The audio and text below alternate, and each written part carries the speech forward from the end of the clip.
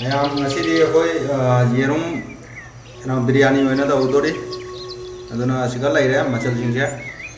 ꯑꯗꯣ ꯍꯧꯖꯤꯛ ꯑꯍꯥꯟꯕꯗ ꯑꯩꯈꯣꯏ ꯆꯥꯛꯁꯦ ꯍꯥꯟꯅ ꯐꯨꯠꯀꯦ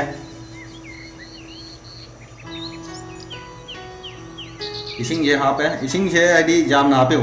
हाइदी दोइदी चेंगसिगा दोइदी अखोइगी हमदोरिबा पोचिगा माना पोचैसिना चाहोलो दुरा फुटपदो हाइदी जामना स्पेस फंगना बचेन सारे जामना पुना हजि केनोसे मसला सिंगे केनोसे हापगे खरा ये तेजपत्ता लेरे गरम दालचीनी लेरे इलायची लेरे काला मिर्च लेरे लौंग लेरे ये दोइदी पुदीना मना खरा लेरे ये हापचलानी हजि रे मनम नुसिनाबा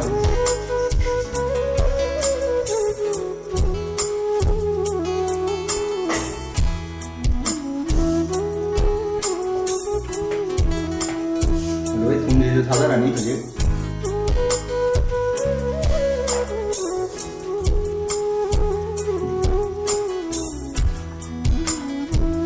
थाव खरा हम थादा गया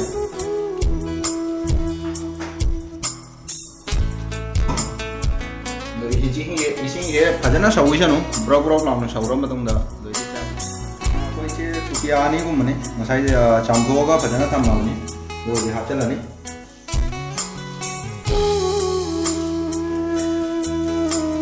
तो मसे चेंग से पूरा मुलन दोय नते 80% गुंबा हुजि मुलन नै अदो होरेन उका दम दा होरेन 20% से मान मुलन ऑप्शन बगी हमता ओकाइगे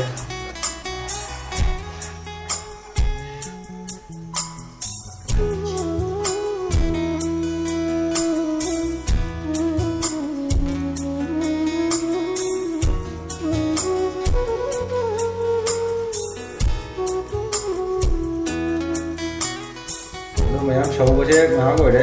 चेंगे अमत मुल्लब जेंसी सुमायना मकुटना मेटलगा जेंदो खितंग खितंग वाले मिनिट अनी मुका पुल्लदे हजि यारनी पुरादि मुलनबा यादे तो 80% गुंबा नंदु पायरगा फजना पोखायरे अदो जुंगी जेंदे असे तौबिनो ना अनप जेंदे बिरयानी से जादबनी फरा फरा लाव जेंग मथौ ताई मासे jadi tanggaran nih ya saya muter lagi मैं मुझे मई से पूरा चित है पूरा कंगे मखा रही हूँ इसी अमू याद्रे दो हजे इंगन नब थमनी से दो हजे हिंजांग मैं मुझे हिंजांग खाम खाले खाम सारे थाव जे हिजल लगे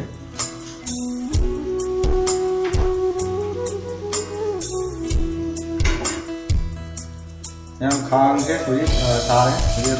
आलू से हम होगे आलू से होरेन ngौबदा तोइने ना हजि ngौकोगा ngौरदि मासे खरा कंटेन लैयो बिरयानी अदि आलू से तोइदि होरेन याम हावगा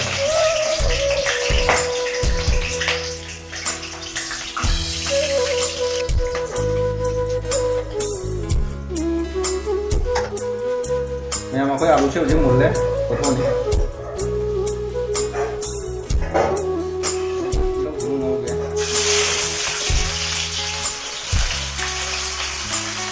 तिलौ से हिंजांग नते होरेन बिरयानी दा हाबनाबनी तो मई से पूरा लोरा तोरो ngau तेला जान काटन गिनी मारे कोई होरेन गोल्डन कलर लाको ngौनी मैं मसुसी यंगदु सिगाई मु खितंग लेसन बाबा होरेन ngau गिनी अको अदुगा थांगागनी मातंग ngam लायो मिनिट अनि मु बोदि मा पूरा यारना कोई जो जी यार है पूरा मसूरिया फजर है जी अंदर नहीं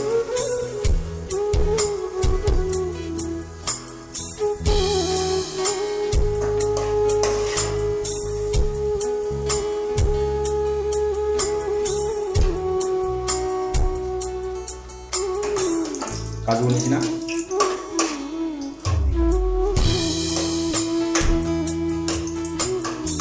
मारे मई पूरा स्लो तौरीबा स्लो थम्बा नद्रदि जान जान काटदे सिगो काटन मारे लाकोनी Aduga hojik sisi ngawnya.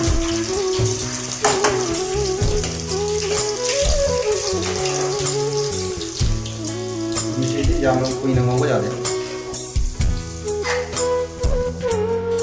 Jadi apa yang nih?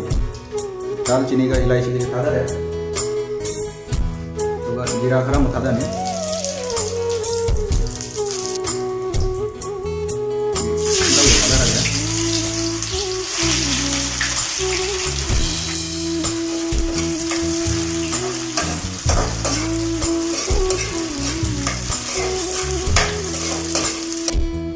Tilau je mulle, duna hojik morote ko je thakcha lani. Aduga singa chanamga suju ada rage hojik. Hojik ani sinu nah gampang ngawin age.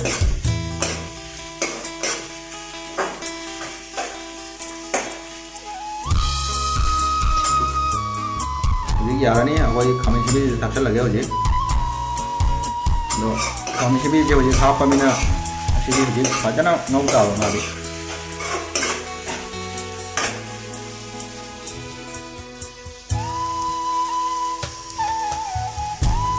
Yang terus ya, kami sih di tuai deh. Rumah ke ngahaka apa ngau gini, itu loh raga apa lagi aku ke muruk akan.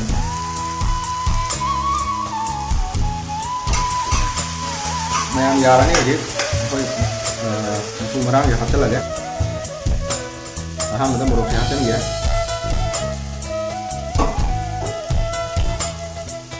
Juga masuk semua hasil ini.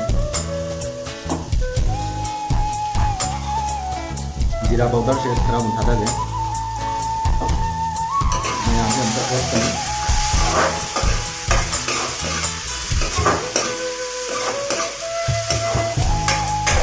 मैं यहाँ से mix करूँगा नहा दूँ और खजना ना हो बनी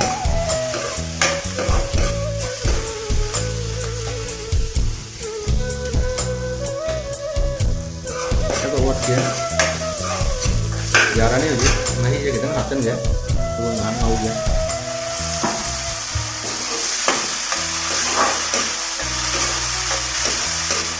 Biryani thong sidi yamna ilai sidi akwai yumda yerum thong bada same ni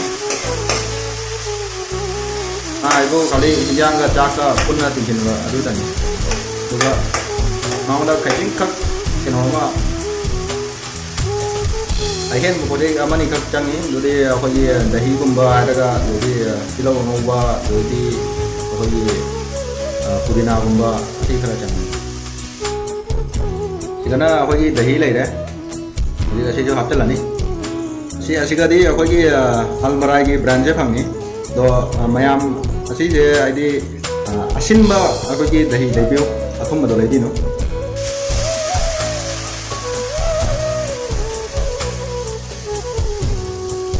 Do ji haftel ani.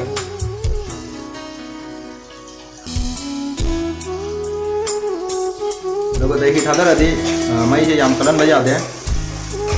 Juga dum koin ot pada ba.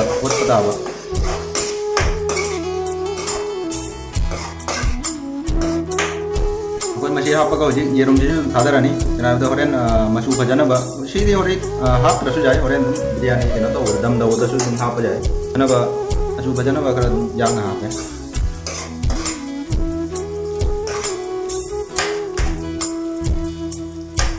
आलू दी होरेन खरा थेंग ना आपनी मैं आम से फजना मुंगी जनो पाव से तोंगा में तो जनो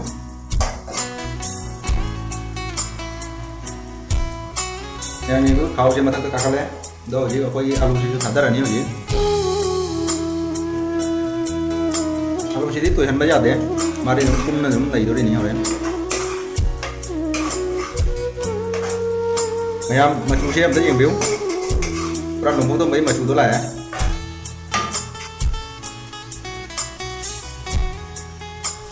hojik hinjang je thum je thakchal lage ado ngasai chak phut pada thak tiba thum do karim khai de do kali hojik hinjang gi keno ina thum moina thum thak ngasai do karim khami no chieng do kaim dau dau ni chieng do thum ma ba di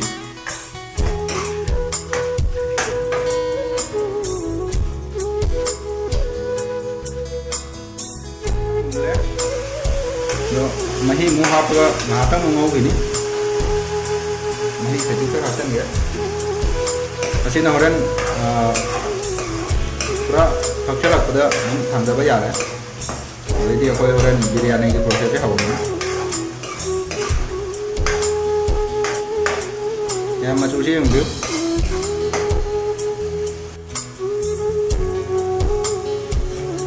akhoi hinyang yang mulle hojik do अखोगी दम से अखोई layer अनी तोंग तौनी अदुना alloy बेसे तंखाय अमा सिगि थांदोगे ओरे alloy दा हापनि दिना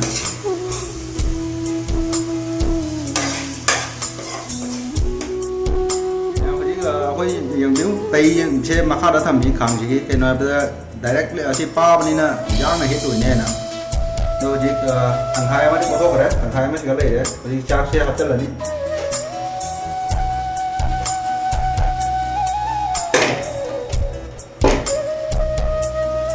tangkai mah hapsel ya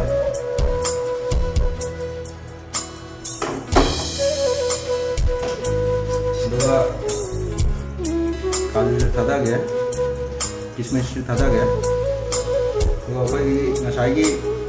ngau giwa tilau do ini thada ya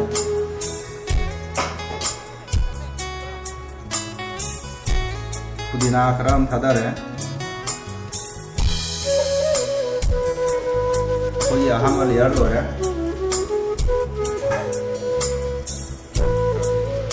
गरम मसाला सु खितंग का चाहे हो गए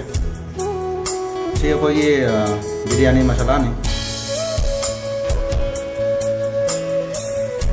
अहम लेयर से लो रहा मिना कोई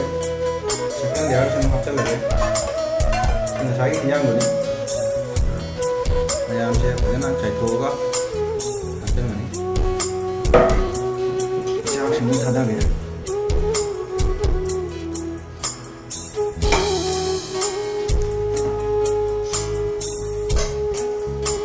koi mamangi tawgiga process tuni same kismis siga jadi kaju siga thada re tilau mau siga thada re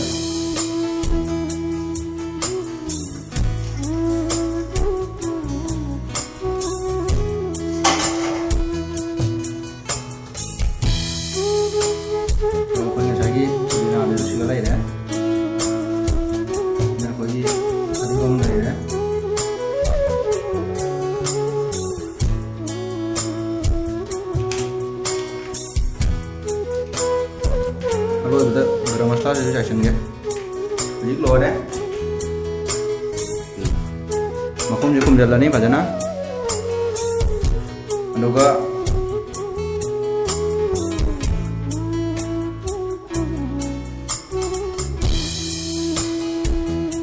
itu maya wajib dam tawre asih minit 35 gumut thammani mai se pura lo da doren lo raga jemin raje मैं ये समाज pick ना था लियो मैं आम अखोई की video से मैं आम पाम्बी बता दी मैं आम लाइक एंड सब्सक्राइब तो विरमो मैं आम अखोई जो जी तो वो लो रहा यहाँ tinggal lah tambah ni bensin makan je bang berai na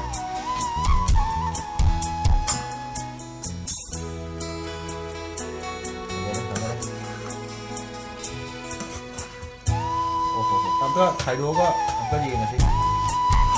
biryani gì thì có này đấy